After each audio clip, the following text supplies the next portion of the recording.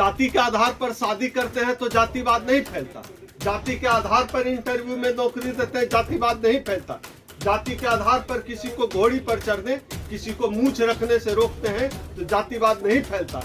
जाति के आधार पर स्मशान में लाश जलाने देते हैं तब जातिवाद नहीं फैलता। जाति के आधार पर आप सुप्रीम कोर्ट में एक खास जाति का जिसकी आबादी 3% है जज बना हुआ है, उससे जातिवाद नहीं फैलता। एक जाति का आदमी वाइस चांसलर बना हुआ है, उससे जातिवाद नहीं फैलता। और अगर इस देश के SC ST OBC समाज के लोग अपनी आबादी के हिसाब से प्रतिनिधित्व की मांग करते हैं, उससे जातिवाद फैलता। देश के राष्ट्रपति को गर्भगृह में क्यों नहीं घुसने दिया गया? इस सवाल का जवाब कोई मनुवादी दे, कोई शंकराचार्य दे, कोई मोहन भागवत दे। अगर गरीबी जाती है तो क्या एक गरीब ब्राह्मण और एक गरीब चमार की शादी होती है?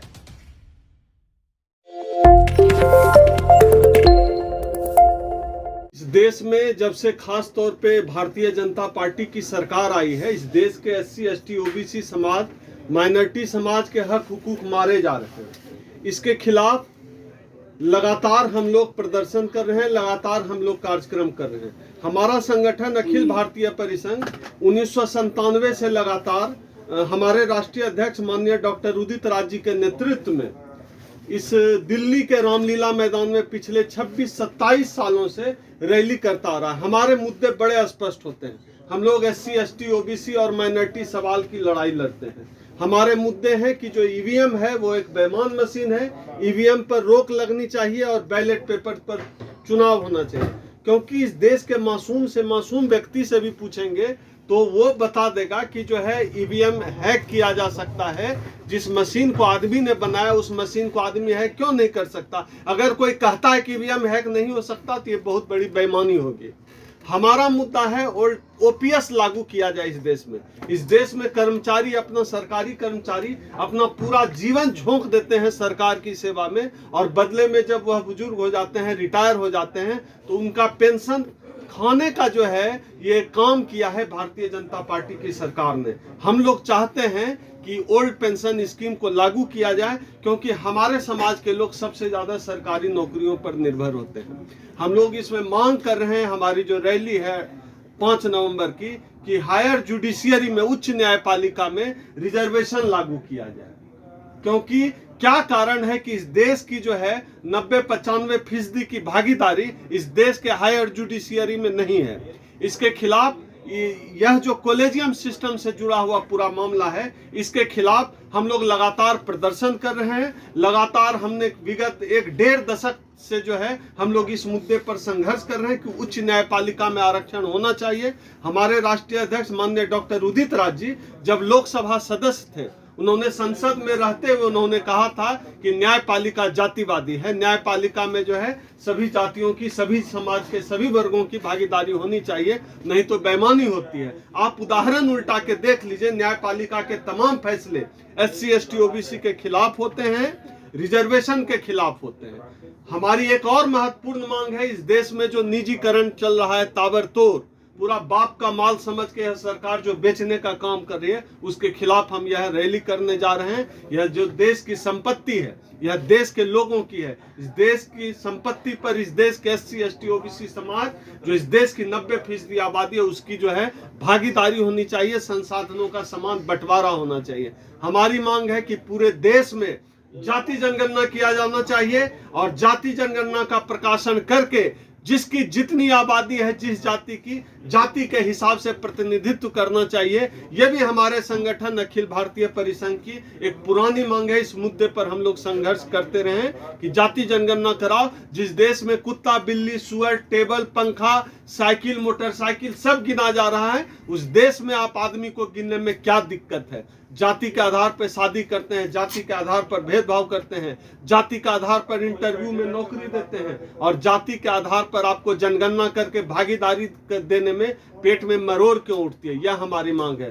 पूरे देश में संविधान और लोकतंत्र आज खतरे में आ गया है। संविधान और लोकतंत्र की रक्षा हमारा मुद्दा है कि तमाम संवैधानिक संस्थाओं को मनुवाद का गुलाम बनाया गया है। उन संवैधानिक संस्थाओं को जो है उस गुलामी से आजादी की ओर ले जाया जाए, और देश जो है एक संप्रभु देश जो है कायम रहे, जहां इस देश के हर नागरिक को बराबर अधिकार रहे, संविधान प्रदत्त अधिकार रहे। हम लोग बाबा साहब डॉक्टर अंबेडकर को मानने वाले लोग हैं। हम लोग बाबा साहब का संविधान कायदे से लागू हो, इस देश में तमाम लोकतांत्रिक संस्थाएं स्वायत्त तरीके से काम करें। इन तमाम मुद्दों पर हम लोग 5 नवंबर 2023 को हमारे राष्ट्रीय अध्यक्ष माननीय डॉक्टर उदित राज जी के नेतृत्व में दिल्ली के रामलीला मैदान में सुबह 10 बजे से रैली करने जा रहे हैं।